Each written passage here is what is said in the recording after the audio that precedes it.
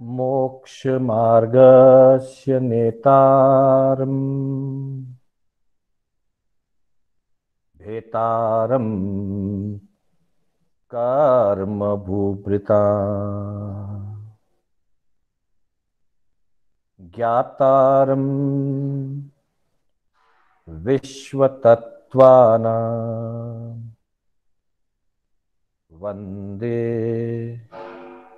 तद्गुणलब्धये वन्दे तद्गुणलब्धये।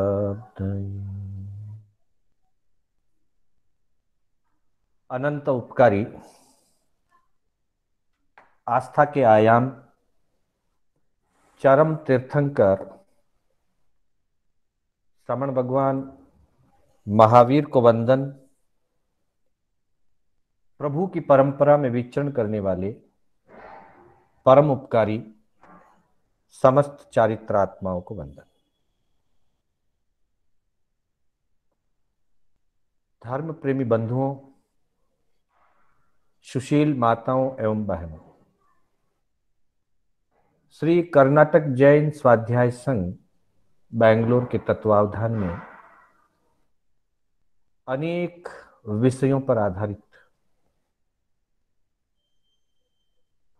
ज्ञान की इस कक्षा में मैं आपका हार्दिक स्वागत एवं अभिनंदन करता हूं। बंधुओं, हमारी कक्षा पूर्व में तत्वार्थ सूत्र, ज्ञान सार, इसी कड़ी में पुच्छिशुणम, निर्जरा, उत्तराध्ययन का एक अध्ययन आदि अनेक विषयों पर हमारी कक्षा चली। आज से, जैसा कि कुछ बंधुओं का सुझाव रहा था, हम अंकित के 67 बोल इस विषय पर हम चर्चा करने जा रहे हैं। वैसे तो समकित शब्द बहुत ही प्रचलित शब्द है जैन दर्शन का। जैन दर्शन से जुड़ा हुआ प्रत्येक व्यक्ति जिसे थोड़ा भी जैन तत्वों का ज्ञान है, जिसने समय समय पर संत सतियों के, महासतियों के, महापुरुषों के प्रवचन जिसने सुने हैं, अथवा धार्मिक ग्रंथों का प्रारंभिक अध्ययन भी अगर किया है, तो वैसा व्यक्ति समकित शब्द से या सम्यक्त्व शब्द से परिचित है। परंतु सम्यक्त्व का शुद्ध स्वरूप क्या है, समकित किसे कहते हैं, सम्यक्त्व कैसे प्राप्त होती है और उसे कैसे सुरक्षित टिकाया रखे जा सकता है, अथवा किसी व्यक्ति में सम्यक्त्व है नहीं है, इसका व्यावहारिक परिचय कैसे प्राप्त हो, और जो सम्यक्त्व है तो उसे कैसे विकसित किया जाए, कैसे सुदृढ़ रखा जाए, सुरक्षित रखा जाए, ऐसी सारी बातों की साधक के जीवन में आवश्यकता होती है। तो उसी बात को लेकर के और यह विषय प्रारंभ किया गया है, समकित के 67 बोल। बंधुओं, जहां तक इस विषय का सवाल है, इसका आधार, समकित के 67 बोल का आधार पूर्ण रूप से किसी एक आगम में, किसी एक स्थल पर सारे समकित के 67 बोलों की चर्चा मिलती हो, ऐसा नहीं है। कुछ तथ्य उत्तराध्ययन सूत्र से ग्रहित किए गए हैं, कुछ तथ्य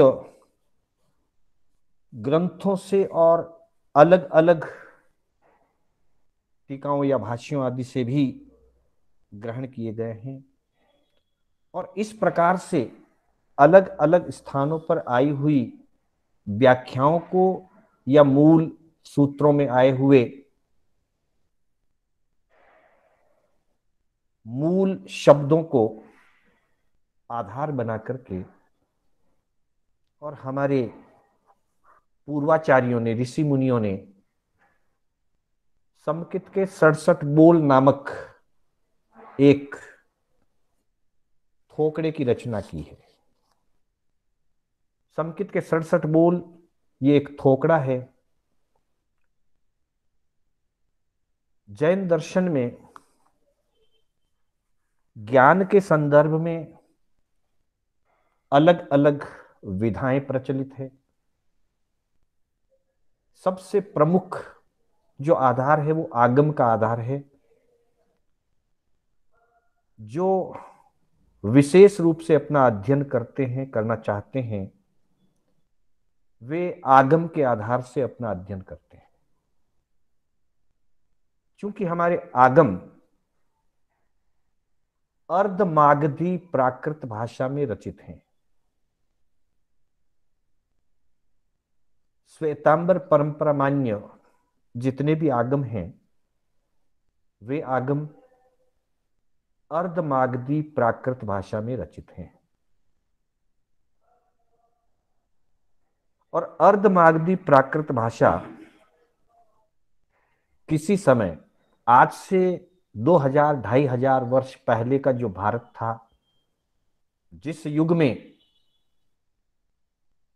श्रमण भगवान महावीर का जन्म हुआ, प्रभु ने दीक्षा ग्रहण की, साधना की, केवल ज्ञान प्राप्त किया,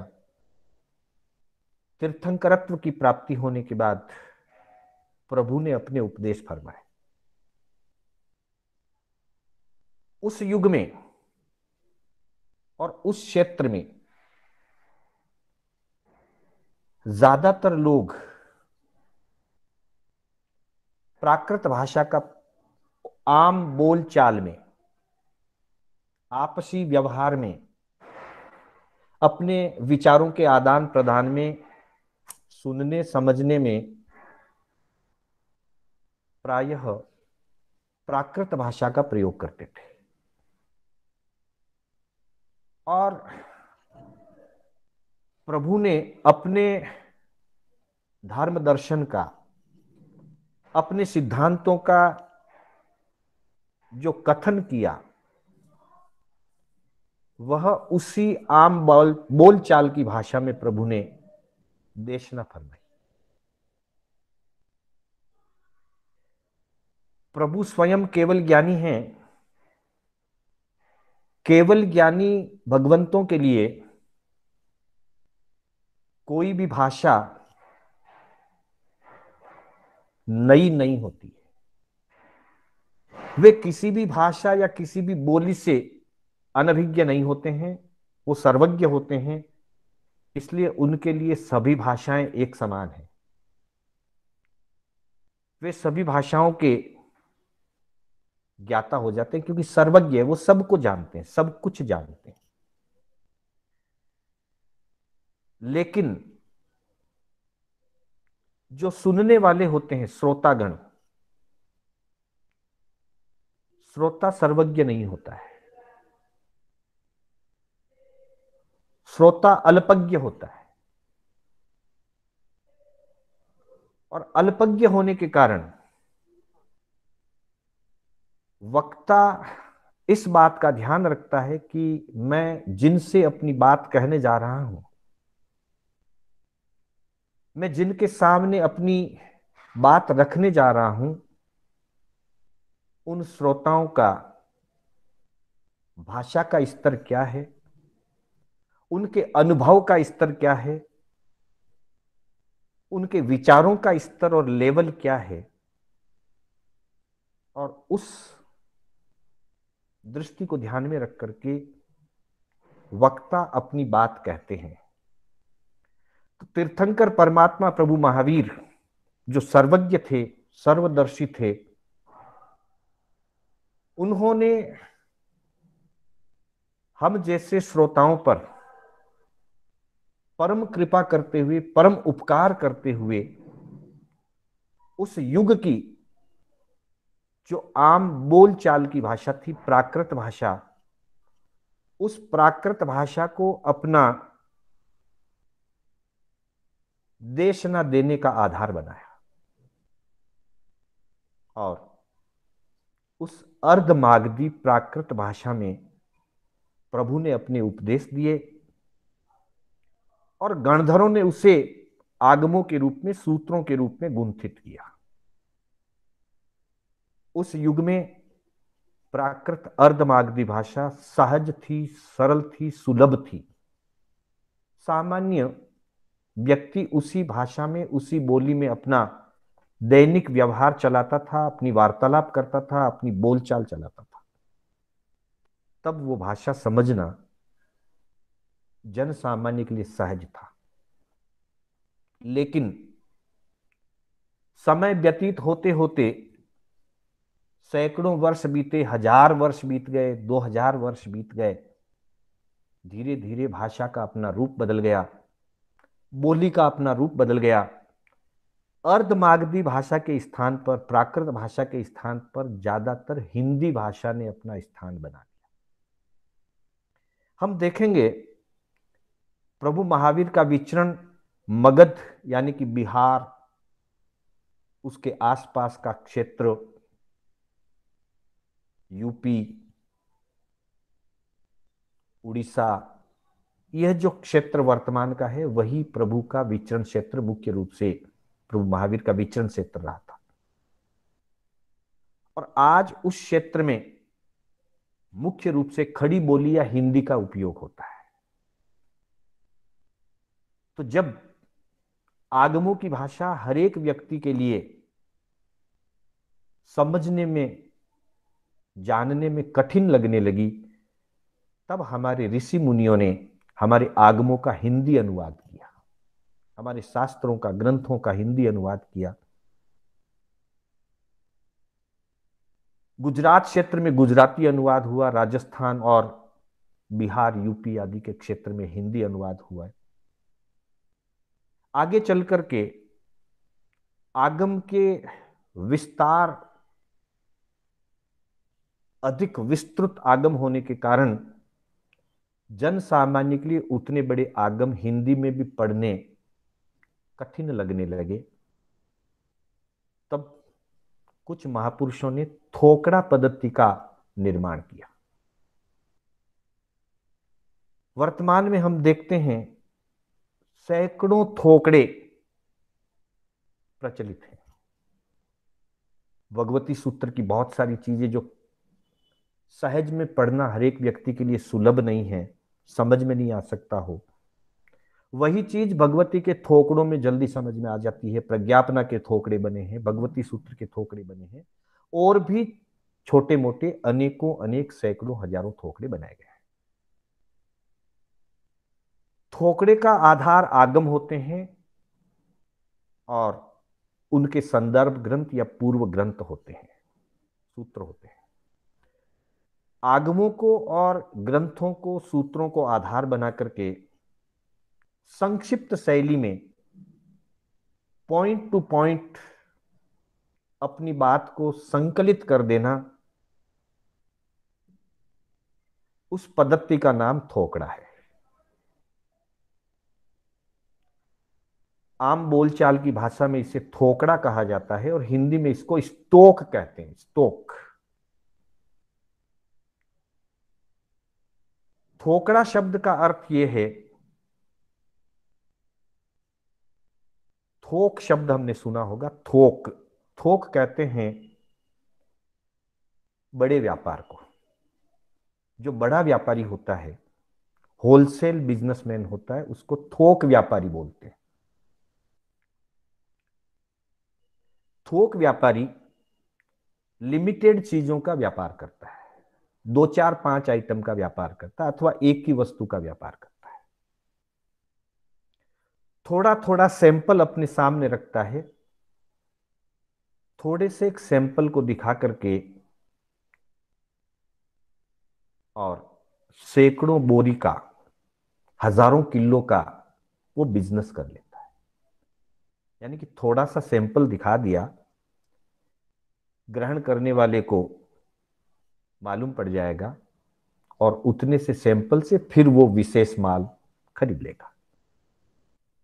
यह होलसेल की व्यापार व्यवस्था है। तो उसी से थोक शब्द से थोकड़ा शब्द बना हुआ है। आगमों का जो विशाल ज्ञान है, आगमों के जो अंदर विस्तृत और गहन ज्ञान दिया हुआ है, उसके कुछ शब्दों को लेकर के, उसके कुछ बिंदुओं को लेकर के थोकड़ा बना दिया जाता है। इसलिए देखने वाले के लिए, सीखने वाले के लिए थोकड़ा बहुत छोटा होता है, लेकिन उस छोटे से थोकड़े को सीख करके व्यक्ति को आगम के गहन ज्ञान का, आगम के विस्तृत ज्ञान का परिचय मिल जाता है। थोकड़े एक तरह से आगम के विस्तृत प्रचलित ज्ञान के नमूने के रूप में, सैंपल के रूप में है। जब व्यक्ति थोकड़े के माध्यम से कुछ चीज सीखता है तो उसे आगम के आधार का परिचय मिलता है कि ये बातें अमुक अमुक आगमों में कही गई है। थोकड़े के द्वारा संक्षिप्त रूप में ज्ञान सीखने के बाद व्यक्ति आगमों में गहराई से उसको विस्तार से जान सकता है। इसलिए इस पद्धति को थोकड़ा पद्धति कहा जाता है, थोकड़ा कहा जाता है। तो समकित का 67 बोल, ये एक छोटा सा थोकड़ा है। इस छोटे से थोकड़े में समकित के संबंध में बहुत सारी बातों की जानकारी दी गई है कि सम्यक्त्व का सामान्य व्यवहार कैसा होता है, सम्यक्त्व की श्रद्धा कैसी होती है, सम्यक्त्व के जीवन में विनय का व्यवहार कैसा होता है, सम्यक्त्व की पहचान क्या है, सम्यक्त्व का लक्षण क्या है, अपने समकित को और प्रखर बनाने के लिए किन किन बातों का ध्यान रखना चाहिए, अपनी समकित की सुरक्षा के लिए कौन कौन से दोषों से बचना चाहिए, और सम्यक्त्व को और गहरा बनाने के लिए और दूसरों में भी समकित जगाने के लिए किन किन बातों का प्रयोग करना चाहिए। ऐसी बहुत सारी छोटी बड़ी बातें इस थोकड़े में बताई गई। मुख्य रूप से इसके 12 बोल हैं और उन 12 बोलों के जो उपभेद हैं, उन उपभेदों के आधार से कुल 67 यानी कि 67 बोल बनते हैं। मूल बोल 12 हैं और उन 12 बोलों के किसी में 4, किसी में 3, किसी में 5, किसी में 8, किसी में 6, इस तरह से उनके जो उपभेद हैं, प्रभेद जो हैं, उन सभी उपभेदों की, प्रभेदों की मिलाकर की संख्या 67 होती है। इसलिए इस थोकड़े का नाम समकित के 67 बोल ऐसा रखा गया। क्योंकि नाम से ही पता चलता है कि समकित के 67 बोल हैं, इसलिए इसमें जो भी बात कही जाएगी, जो भी बोल दिया जाएगा, जो भी सिद्धांत समझाया जाएगा, वो समकित के इर्द गिर्द होगा, समकित से ही जुड़ा हुआ विषय होगा। सबसे पहले यह जानना जरूरी है कि समकित किसे कहा जाता है, क्या है समकित।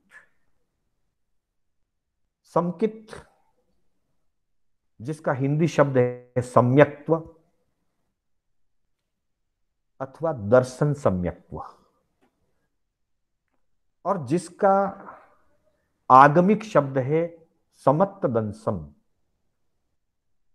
या समत्तदंसी, जो सम्यक दर्शन का धारक होता है उसे समत्तदंसी कहा जाता है, और जो गुण है सम्यक दर्शन उसे प्राकृत या आगम की भाषा में समत्तदंसन, ऐसा शब्द से इसको जाना जाता है। हमारे आगमों में शब्द आता है सम्मत्त दंसन, अथवा दंशन शब्द ना भी लगे तो मात्र सम्मत्त ऐसा भी शब्द आता है, सम्यक्त्व। और इसका मूल आधार जो पाठ है वो पाठ हम प्रतिक्रमण में बोलते हैं, दर्शन सम्यक्त्व का पाठ, जिसको हम कहते हैं अरिहंतो महद्देवो जावत जीवम या जावत जीवाए सुसाहुनो गुरुनो जिन प्रणतम तत्तम इय समत्तम। यहां जो अंतिम शब्द इस गाथा का है इय समत्तम, यह समत्तम शब्द ही सम्यक दर्शन का प्रतिपादक शब्द है।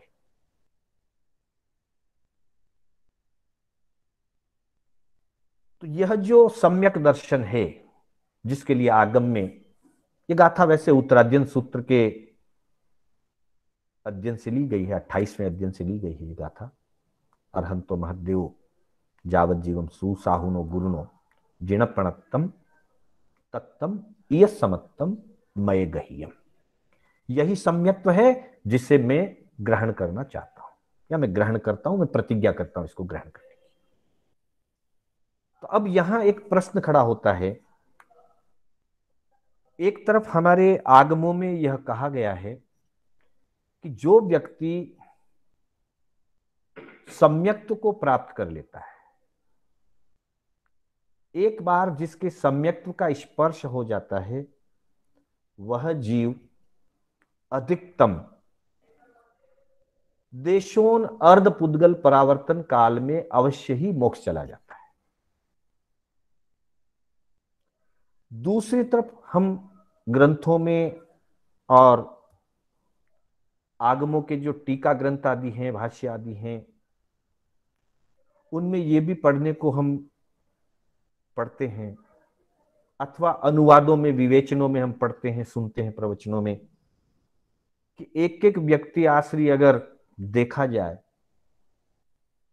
तो उन्होंने इतने बार संयम स्वीकार किया, इतनी बार दीक्षाएं ली है कि एक व्यक्ति के आश्री ओगे पात्रे इकट्ठे किया जाए तो मेरू जितना ढेर लग जाता है। और आज तक हमने अनंत पुद्गल परावर्तन इस संसार में परिभ्रमण किया है। तो अगर सम्यक्त्व को ग्रहण करने के बाद देशोन अर्ध पुद्गल परावर्तन में निश्चित मोक्ष की प्राप्ति होती है, तो फिर हमने अनंत पुद्गल परावर्तन क्यों किए, इसका क्या तालमेल है? तब हमारे ज्ञानी भगवंत फरमाते हैं कि सम्यक्त्व दो प्रकार का होता है। एक सम्यक्त्व है व्यवहार संकित और दूसरा है निश्चय संकित। जो देशोन अर्ध पुद्गल परावर्तन की बात कही गई है वह निश्चय सम्यक्त्व की अपेक्षा से गई। जिस जीव में अंतरात्मा में निश्चय रूप से सम्यक्त्व की स्पर्श ना हुई है, जिसका अनंतानुबंधी कषाय दूर हो गया है, पूर्ण रूप से क्षय हो गया या क्षयोपशम हुआ है या उपशम हुआ है, अनंतानुबंधी कषाय जिसका दूर हो गया और जिसके मिथ्यात्व मोहनीय, जो दर्शन मोहनी की एक प्रकृति है, मोहनीय कर्म के दो विभाग, दर्शन मोहनीय और चारित्र मोहनीय, उसमें का जो दर्शन मोहनीय और दर्शन मोहनीय में जो पहली प्रकृति है मिथ्यात्व मोहनीय, मिथ्यात्व मोहनीय जिसका खत्म हो गया या उपशम हो गया, क्षयोपशम हो गया, अर्थात जिसको भेद विज्ञान हो गया, जिसके राग द्वेष की ग्रंथि का भेदन हो गया और जिसने निश्चय में अपनी अंतरात्मा में सम्यक्त्व का स्पर्श कर लिया है, वैसा जीव, वैसा साधक निश्चित रूप से अधिकतम देशोन अर्ध पुद्गल परावर्तन में मोक्ष पहुंच जाएगा। ये निश्चय सम्यक्त्व की बात है। व्यवहार संकित का जिसके स्पर्श हुआ, व्यवहार संकित जिसने स्वीकार की है, उसके लिए कोई नियमा नहीं है कि वो कितना भाव करेगा, कितना नहीं करेगा, कब मोक्ष जाएगा। अर्थात व्यवहार संकित व्यवहार अपेक्षा से कार्य करती है, और व्यवहार जो होता है वो जीवन का प्रैक्टिकल रूप होता है, बाह्य रूप होता है। जीवन के बाह्य रूप में जिसके संकित दिखाई देती है, अंतर में उसमें निश्चित में सम्यक तो हो भी सकता है, नहीं भी हो सकता है। इसलिए बाह्य सम्यक्त्व की दृष्टि से भाव परिभ्रमण की कोई निश्चित काल मर्यादा नहीं बताई, परंतु जिस जीव में व्यवहार सम्यक्त्व घटित हुआ, जो जीव व्यवहार से सम्यक्त्व का पालन करता है, सम्यक्त्व के अनुरूप आचरण करता है, भगवान की वाणी पर श्रद्धा करता है, देव गुरु और धर्म, सुदेव सुगुरु और सुधर्म पर जो व्यवहार पक्ष में श्रद्धा करता है, उसको व्यवहार सम्यक्त्व कहा गया है। और वह व्यवहार सम्यक्त्व जीव को निश्चय सम्यक्त्व की तरफ ले जाने में सहयोगी बनता है। कैसे बनता है इसकी चर्चा हम अगले बोलों में करेंगे, पर प्रारंभ में हम इतना समझ लें कि व्यवहार सम्यक्त्व या व्यवहार समकित दोनों एक ही अर्थ है जिसका। व्यवहार समकित या व्यवहार सम्यक्त्व जो है वो साधक को निश्चय सम्यक्त्व की ओर ले जाने में सहयोगी बनता है, सहयोगी बन सकता है। और सहयोगी बनकर के साधक को निश्चय सम्यक्त्व की ओर ले जाता है। और जब साधक निश्चय सम्यक्त्व की तरफ आगे बढ़ता है और एक दिन निश्चित सम्यक्त्व को जब वो स्पर्श कर लेता है, उसके बाद कम समय में भी उसको मोक्ष की प्राप्ति हो सकती है। एक अंतर्मुहूर्त के बाद भी मोक्ष प्राप्त हो सकता है, एक भव के बाद भी हो सकता है, उसी भव भी हो सकता है। अधिकतम देशोन अर्ध पुद्गल परावर्तन काल में निश्चय सम्यक्त्व स्पर्श किए हुए जीव को अवश्य ही नियम से मोक्ष की प्राप्ति होती है। इसलिए व्यवहार संकित का भी अपना बहुत बड़ा महत्व है। तो व्यवहार सम्यक्त्व निश्चय सम्यक्त्व की ओर ले जाने का एक जरिया है, एक माध्यम है। हम इसको एक ब्रिज की उपमा दे सकते हैं। जैसे एक नदी है और नदी के ऊपर एक पुल बना हुआ है, ब्रिज बना हुआ है। नदी के दूसरे पार मनोहर उत्तम स्थान है और व्यक्ति नदी के दूसरे पार खड़ा है। वो अगर उस उत्तम मनोहर क्षेत्र में पहुंचना चाहता है तो जो पुल बना हुआ है, ब्रिज बना हुआ है नदी के ऊपर, उस नदी के पुल के ऊपर से चलता हुआ वो अपनी मंजिल पर पहुंच जाता है। ठीक वैसे ही व्यवहार संकित को निश्चय संकित तक पहुंचने का एक ब्रिज कह सकते हैं, एक जरिया कह सकते हैं, एक माध्यम कह सकते हैं। उस पुल के ऊपर चल करके जैसे मंजिल प्राप्त होती है, वैसे ही व्यवहार संकित का पालन करता हुआ साधक धीरे धीरे निश्चय सम्यक्त्व को प्राप्त कर सकता है। जैसे पुल पर चलने के कुछ नियम होते हैं, उन नियमों का पालन करके चलने वाले को ही उस पर चलने की अनुमति मिलती है, वैसे ही व्यवहार सम्यक्त्व के कुछ नियम हैं। उन नियमों के साथ ही उसे व्यवहार समकित को पालन करना होता है, व्यवहार समकित का आचरण करना होता है। और इस तरह से व्यवहार समकित का आचरण करता हुआ, व्यवहार समकित के पुल पर चलता हुआ व्यक्ति अपने निश्चय सम्यक्त्व की मंजिल को प्राप्त कर सकता है। तो पहले हमें समझना होगा कि व्यवहार समकित क्या है और निश्चय समकित क्या है। तो बंधुओं, व्यवहार समकित के लिए कहा गया है सुदेव, सुगुरु और सुधर्म। अर्थात देव, गुरु और धर्म की सही पहचान, और पहचान के बाद सुगुरु, सुदेव और सुधर्म के प्रति श्रद्धा की भावना, समर्पण की भावना। जिस व्यक्ति में सुदेव, सुगुरु और सुधर्म के प्रति सही जानकारी है और सही जानकारी के साथ जिसमें उनके प्रति श्रद्धा की भावना है, उसे व्यवहार सम्यक्त्व युक्त या व्यवहार समकितधारी व्यक्ति कहा जाता है। और कुछ नहीं है, ये एक तरह से यह जैनत्व की प्रतिज्ञा है। और प्रत्येक जैन व्यक्ति को स्वयं और अपने परिवार के सदस्यों को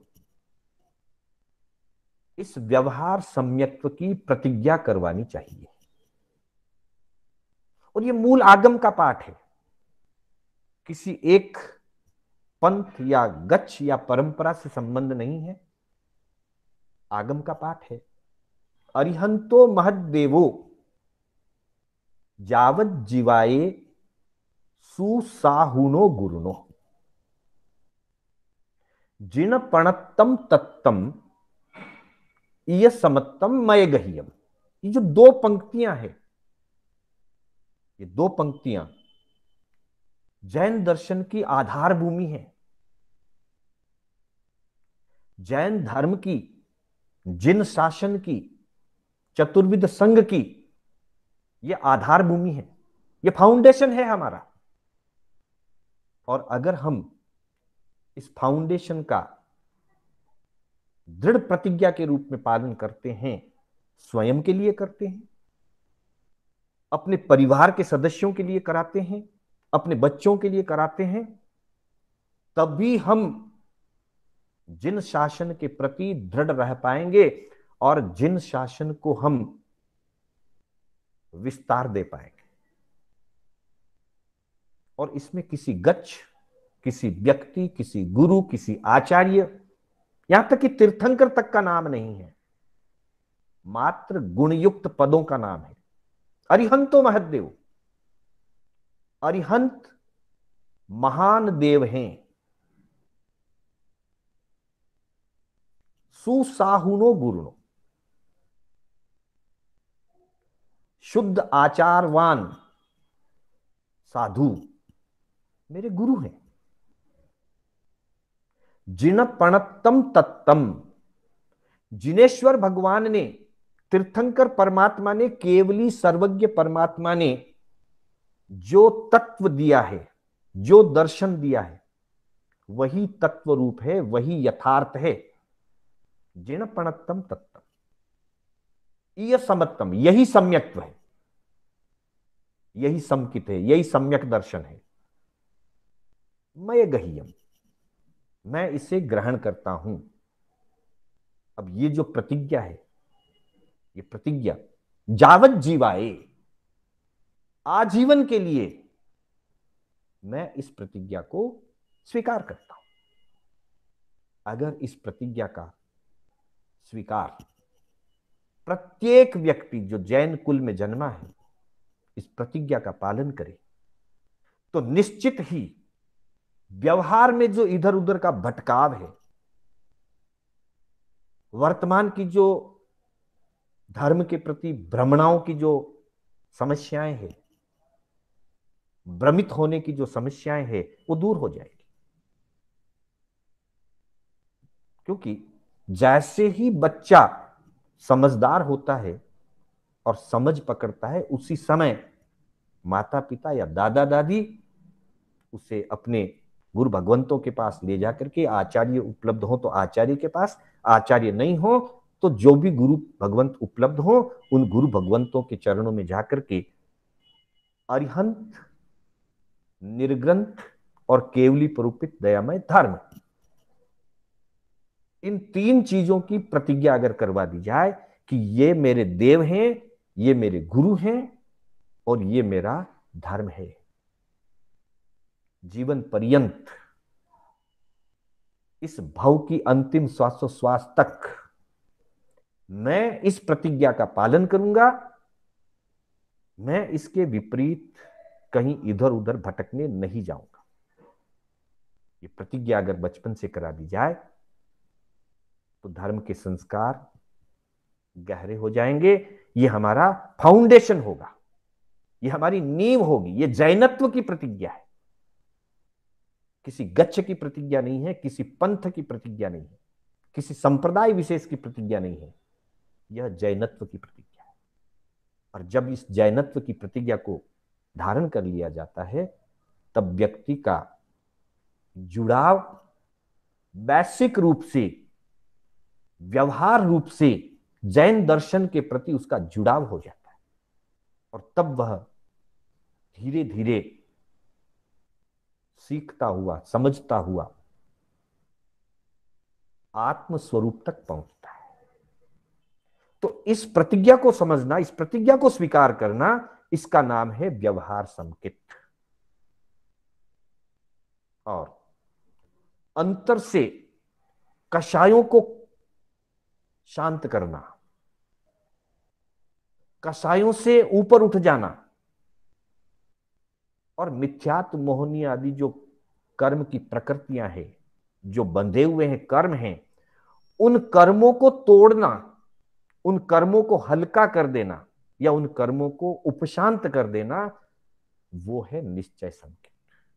तो व्यवहार संकित के द्वारा जब अरिहंत को देव के रूप में स्वीकार किया जाता है, निर्ग्रंथ को गुरु के रूप में स्वीकार किया जाता है और केवली प्ररूपित धर्म को, केवली प्ररूपित तत्व को धर्म के रूप में स्वीकार किया जाता है, तब उस धर्म का पालन करता हुआ, उसकी श्रद्धा करता हुआ, उनका गुणगान करता हुआ, 24 तीर्थंकरों की स्तुति करता हुआ, निश्चय में दर्शन विशुद्धि करके निश्चय सम्यक दर्शन को प्राप्त करता है।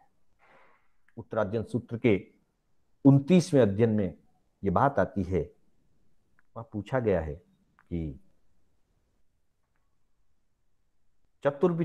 चतुर्विंशति स्तव करने से जीव को क्या लाभ होता है या क्या प्राप्त होता है।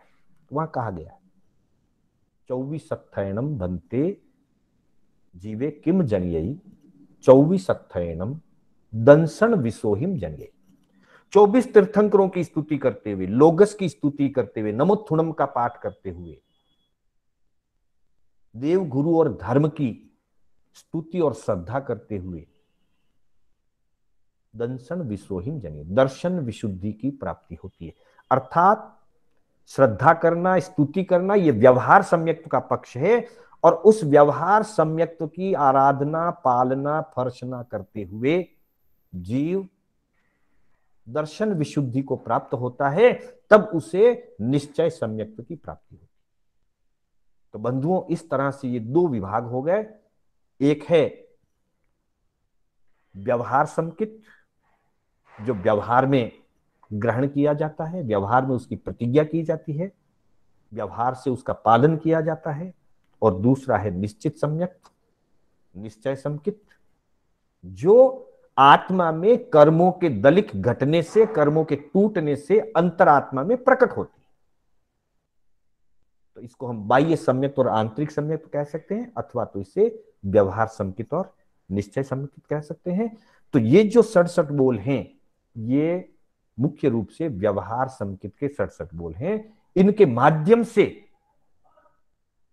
साधक आत्मा निश्चय सम्यक की तरफ गति करती है। इसलिए इसको सामान्य साधक को निश्चय सम्यक तक पहुंचाने का माध्यम या जरिया, या इसको पुल कहा जा सकता है, ब्रिज कहा जा सकता है। तो हम और आप सभी इसकी सम्यक आराधना करें, इसको समझें, इसको अपने जीवन में है उसको और दृढ़ता से इसका पालन करें, तो व्यवहार सम्यक भी हमारा दृढ़ होगा और उससे हमारा निश्चय सम्यक भी दृढ़ होगा। तो आज हमने व्यवहार सम्यक क्या है, निश्चय सम्यक क्या है, थोकड़ा किसे कहते हैं, इसकी चर्चा की। कल की कक्षा में हम इसी को आगे बढ़ाते हुए 67 बोलों में से एक एक बोल को लेकर के आगे बढ़ेंगे। जैसा समय होगा उसी के अनुसार अपनी बात रखी जाएगी। पुनः मैं आप सभी का आभार व्यक्त करता हूं, और मेरे बोलने में कोई स्खलना हुई हो अथवा जिनाज्ञा विपरीत कथन हुआ हो तो उसके लिए मैं आप सभी की साक्षी, आत्म साक्षी, संघ और जिन शासन पंच परमेष्टि की साक्षी से मिच्छामि दुक्कडम